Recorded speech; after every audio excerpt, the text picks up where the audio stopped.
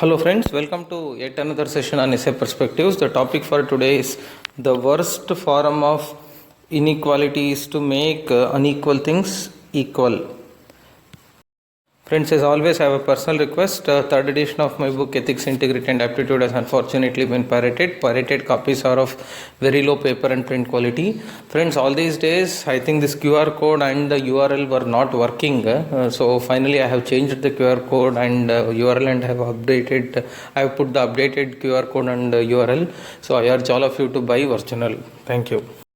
Friends, every essay has to be first conceptualized as being made of various components and subcomponents. So this essay first we would introduce, then we would delve upon the essence of the topic, then we would ponder as to why equality is important. Then we try to argue as to why one should not make unequal things equal. Then we introduce an element of criticality into the essay when we say that should we not equalize at all. Then we try to come up with propose a solution in terms of how to ensure equality, and then we would conclude. Friends, as soon as I saw this topic, I was actually reminded of a hypothetical scenario involving Sachin Tendulkar. Friends, let us assume that Sachin Tendulkar's parents, Sachin Tendulkar's family, teachers, society, whatever, so just forced Sachin Tendulkar to, or attempted to make Sachin Tendulkar equal to the academic topper of his class. Let us conceptualize this hypothetical scenario. Okay, instead of encouraging Sachin Tendulkar to play cricket and to hone his skills at cricketing, so let us say his parents, everybody attempted to make him equal to the academic topper. Then what would have happened? Perhaps Sachin Tendulkar would have been given would have been taught more, would have been made to read more, would have been pressurized to lock himself up in the four walls or in library to learn a few concepts, to memorize things and to reproduce the same in exams to get better grades, better ranks, better marks in examination, right? But finally, how would it have happened? Finally, Sachin Tendulkar perhaps would have landed in some inconsequential job. He would not have made himself a mark in the cricket history, would not have become master blaster or god of cricket. None of us would have been aware of him, and finally would have landed in some inconsequential job. See, finally, now it is here that we should understand it properly. See, there was academic topper in his class. Okay, he innately has the ability to academics. He has the inclination to academics, and he is predisposed to learn academics, correct? So he has abilities, innate skills in that regard. Okay, perhaps Sachin has innate skills and he is predisposed to sports, that is cricket, correct? Now, in order to make Sachin Tendulkar equal to academic topper in an altogether different domain, perhaps Sachin Tendulkar would not have been able to realize his full potential, correct? Then while the academic topper would have landed himself in at the top of at the top in the academic field, Sachin would have struggled at somewhere in middle or somewhere in the bottom of that academic pyramid, correct? Then what would have happened?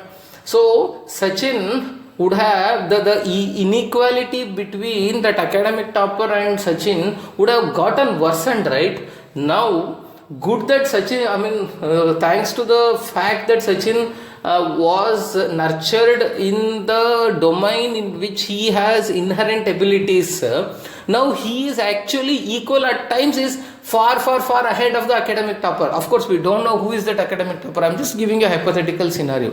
Only then that attempt was not made to equate Sachin Tendulkar to the academic topper. Because of that, Sachin Tendulkar has become equal or even ahead of the academic topper. Perhaps had that attempt been made, then perhaps that inequality between Sachin Tendulkar and the academic topper would have become worsened, correct? So thus it is important that in the race to make unequal things equal, we should not create a scenario where the whole purpose of that exercise, that is reducing the inequality, gets defeated. Worse still, it gets accentuated.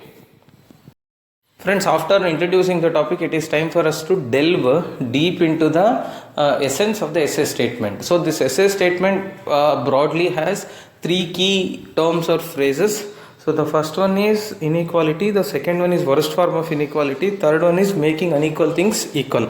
So let us first take inequality. What is inequality? Inequality is a very broad term. It takes on various connotations in various scenarios. So broadly, let us try to define inequalities as absence of equality, correct? So in terms of what? When, see, plainly on the surface it appears that inequality implies that individuals in a society are not equal in terms of wealth, not equal in terms of material possessions, not equal in terms of money, income, earnings, etc., etc., etc. But if you go deeper, you can expand the meaning of inequality to refer to the individuals who are not equal in terms of access to opportunities, in terms of access for realizing one's innate potential, correct? So thus inequality can be broadly conceptualized into two varied dimensions. Okay, so on the surface it appears that inequality implies or refers to those individuals who are not equal in terms of material possessions. But deeper, you can refer the concept of inequality to the individuals who are not equal in terms of access to opportunities for excelling in their field, for realizing their innate potential. Okay, done. Then what is this worst form of inequality? Worst form of inequality actually means, worst form of inequality is nothing but perpetuating the inequality or expanding the yawning chasm between these unequals, correct? So that means we always talk, no? So rich are getting richer, poor are getting poorer. So that means, so worst form of inequality is to perpetuate it, is to reinforce it, is to increase it, correct? Then make unequal things equal. So make unequal things equal essentially means it is like again on the surface it appears to mean Robin Hood's approach. That means whoever has more should be motivated or coerced to part with their possessions in favor of those who have less, correct? So the classic example is, so our taxation system, redistribution of wealth, correct? So our taxation system is based on the principle that people who earn more are taxed more, such that those tax, the revenue so collected would be distributed amongst those people who are earning less, correct? So that is the on the surface it appears so, correct? Like it's simply a Robin Hood approach. So whoever has money, more money, you take that money and give it to those people who don't have money, correct? But again here also, if you go deeper, it actually means I mean, not the straight away approach of transferring wealth or anything, but making things, unequal things equal essentially means, so providing necessary opportunities, free environment to every individual such that they develop their abilities, they develop their potential to such an extent that they catch up with the people in the front, people at the top, whatever. So correct. So thus to bring together everything, so we can summarize this essay statement as to mean Thus, if we bring together the meanings of all the three key phrases, we can interpret this essay statement to mean, to give two meanings. Okay. First meaning is attempts to directly to usher in equality through transferring the excess possession of the people at the top to the people, to in favor of the people at the bottom, would not wipe out inequality but would increase inequality. Correct?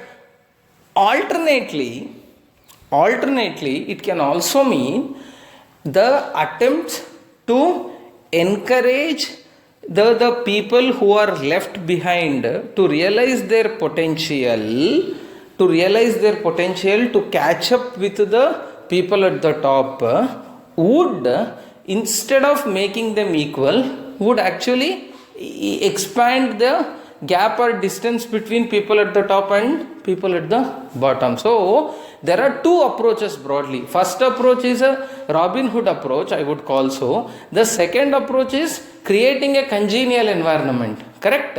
So in this essay, we should try to attempt to explore whether both these approaches or any of these approaches would lead to perpetuating inequality or wiping out inequality. Okay. So friends, before trying to explore or analyze whether Robin Hood approach or enabling approach would perpetuate inequality or wipe it out, it is first important for us to understand why equality is important in a society. So the first thing is inclusive growth. See friends, if there is no equality in the society, there is always exclusive growth. By exclusive growth I mean growth getting skewed in favor of a certain proportion of population. Instead of ensuring that the fruits of growth are equitably distributed to every citizen, they get concentrated or cornered in the hands of select few. That is inclusive growth. So that is exclusive growth. So if we are not able to usher in inclusive growth, finally it leads to exclusive growth, leading to more and more inequality. Correct? We always read this statement, right? The first 1% of the population, wealthy people, possess about 40% of the wealth, etc. So this yarning gap between wealthy and poor people would keep on increasing. Correct? So that's why it is important for us to bring out equality so that there is inclusive growth. Next is social harmony. Friends, anytime more exclusive growth, more inequality is a perfect recipe for a civil rebellion, for a civil unrest. You take the example of any society for that matter. The society that is characterized by this inequality, so is bound to have a social tension as its undercurrent. Correct? Take the example of France, okay, before French Revolution. What was the reason for French Revolution? Basically, there were 3 estates, correct? So, all the wealth was concentrated in first estate, all the power was concentrated in the second estate, correct? So, and the common man was in third estate, if my memory serves me right. But finally, so those first 2 estates were trumping over the third estate, though their number was very high. So that led to French Revolution. Take the example of India only. So zamindari system, all these feudal systems actually would eventually lead to civil war, civil unrest. Correct? So thus equality as an antithesis. So lack of such things would lead to social harmony, social peace. Then third thing is realizing everyone's potential. Only when there is equality would everybody's potential would get realized. Otherwise, potential of many individuals would get stifled, would get scuttled. So the best example is Dr. Ambedkar. Of course. So, India could produce only one Ambedkar because of lack of equality in our society. We really don't know how many such Ambedkars did not even come to light.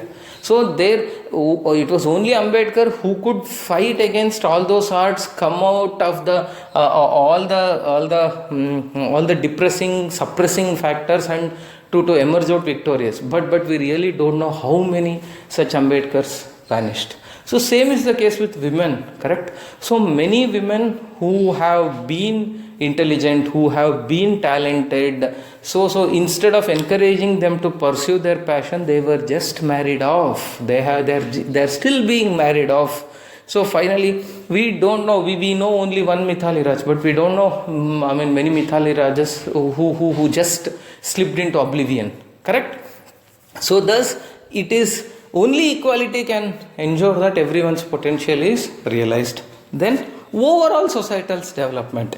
It's a simple math, friends. See, if everybody works hard, everybody earns more, then the overall money is more. Correct? So there is more development. Rather, if you allow only certain individuals to earn more, then the money is very less, right? So it is a very such simple math. Correct. So, thus if you want to increase the wealth of society or wealth of economy, GDP, national income, whatever you say, everybody should be encouraged to work. Everybody should be encouraged to realize their potential, convert it into, translate it into economic outcomes. So because of all these reasons, equality is definitely important. So friends, essentially, this essay statement says your attempts to make unequal things equal would actually perpetuate it. It is very counterintuitive, right? So obviously attempts to make unequal things equal should reduce inequality. How can it increase inequality? How can it perpetuate inequality? Correct. So it's counterintuitive basically. So that is, why is it so? Because so this essay statement essentially is referring to a Robin Hood kind of an approach. By Robin Hood kind of an approach, as I already told you, so you are just trying to redistribute the wealth mindlessly, correct? So why such a thing would, instead of alleviating inequality, would instead perpetuate it? So the first thing is disregard to innate potential, because in such a scenario, rather than grooming the ability of every individual, you are merely trying to stifle the individuals who are already doing well. So nor would they do well, would you neither would they do well, nor would you allow these people to develop their potential to go ahead. Correct? So it is a very skewed approach, very suboptimal way of ushering in equality. Correct? So you are disregarding the innate potential. So this was the classic example being license Raj being practiced in India, and even this that MRTP Act, Monopolistic Restrictive Trade Practices Act. What were you doing? In order to enable in order to protect small industries, you were stifling the industries to grow big. So there was no motivation for enterprises to grow bigger. Correct? Because if you grow bigger, you'll have to pay more tax, you'll have to face more regulation, more restrictions, more tensions. Why to grow big? Then that never encouraged, motivated small enterprises to think big, to grow big. Correct? So nor are you allowing small enterprises to prosper, nor are you allowing big enterprises to prosper. So you are demotivating them, but you are not giving, at the same time you are not giving enough succor to these people to come up. So thus it is, you are totally disregarding the innate potential of any individual. Second thing is disrespecting differences. See, no two individuals are one and the same. See, all of us have seen the movie Tare Zameen Par. All of us are aware that every child is special. So you have to respect the differences, right? So everybody cannot become scientist. Everybody cannot become sports person. Everybody cannot become a fitness, what to say, Mr. India, or what to say, bodybuilder, whatever you say. So every individual has some innate potential and he has a role to play. If you allow that individual, then it's good. But if you don't respect those differences, then something which is some precious skills that he or she has, that would not flower, and finally it would vanish. So you have to first respect the differences, so which is not being done in case of Robin Hood approach. Then extinction of certain skills, this is very, very important. So many skills, okay, every skills has an economic potential attached to it, provided it is provided you give proper enabling congenial environment for that skill to sprout, correct? But many skills get extincted, because let us take the example of India is the best example. In Indian society, every parent wants his or her child to study MBBS, to become a doctor, or to become an engineer. Three Idiots is the best example, friends. Imagine if Rancho had not intervened in the case of Farhan, perhaps Farhan would not have become a wildlife photographer. His skill would have gotten extincted, correct? So thus that is another reason why it's a faulty approach. Then market failure, this is very important. What is market failure? Market failure is a scenario where the resources are inefficiently allocated, correct? So to put it bluntly, to put it simply, okay, let us take the example, one example to understand the concept. Now in India, everybody wants his or her son to get into a white collar job. Nobody wants his or her son or daughter to become an entrepreneur. Nobody wants his or her son to become a self-employed technician, correct? So basically we are heading for a scenario where many skilled professions would eventually have very few takers, correct? For example, electricians, masons, plumbers. See, if you recollect, when we were children, it was very easy to source the services of a plumber or electrician or a mason. There were many who were available, but these days their numbers have come down. And their whatever they charge also has gone up. It's okay, it is their skill, it needs to be respected, that's a different story. But how many people today aspire to become electricians? How many people today aspire to become plumbers, correct? Instead of having more electricians, we are having more graduates.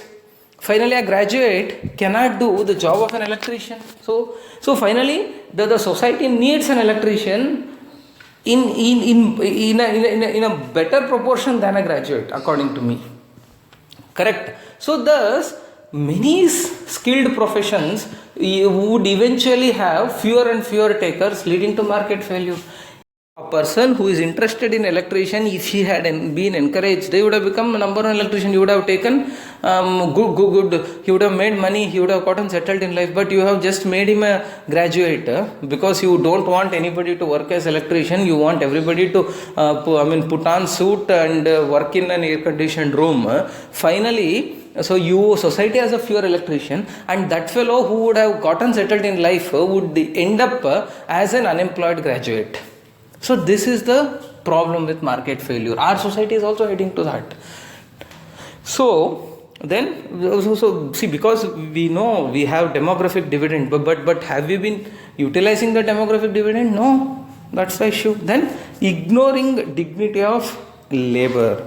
So then, in continuation to what I explained in terms of market failure, why there are fewer takers for masonry work or plumbing work? This is because our system doesn't respect dignity of labor. If the system respects differences, if the system respects dignity of labor, then everybody gets their due in the society. When everyone gets their due in the society, people would choose the profession or vocation of their choice. But it is not happening So this is the reason why attempts to make unequal things equal would eventually lead to perpetuating the same. But does that mean you should not equalize at all, friends? So what I am just trying to tell you is a Robin Hood approach may not work, but enabling approach is definitely required. So how do you operationalize this enabling approach to bring about equality? So the first thing is we should equalize opportunities but not skills. So by this I mean you should not say everybody should be given a particular skill. You should give opportunities to everybody so that their innate skills get groomed. Correct? So you have many skill development colleges, you have many skill development centers. A person who wants to become electrician will become electrician. Person who wants to become an interior designer would become interior designer. Person who wants to become a painter would become painter. Finally, society needs everybody. Correct? Our society, or many societies for that matter, is so much skewed in encouraging people only to become of particular things.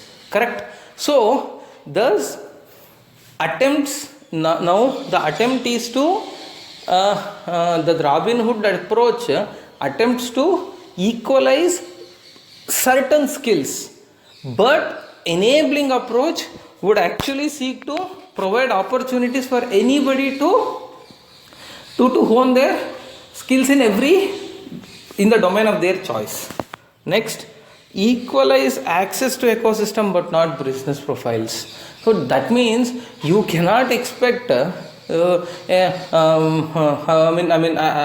just trying to say the objective should be to create the ease of doing business in such a way that anybody who wants to come and do business of his choice, correct, should be able to do it.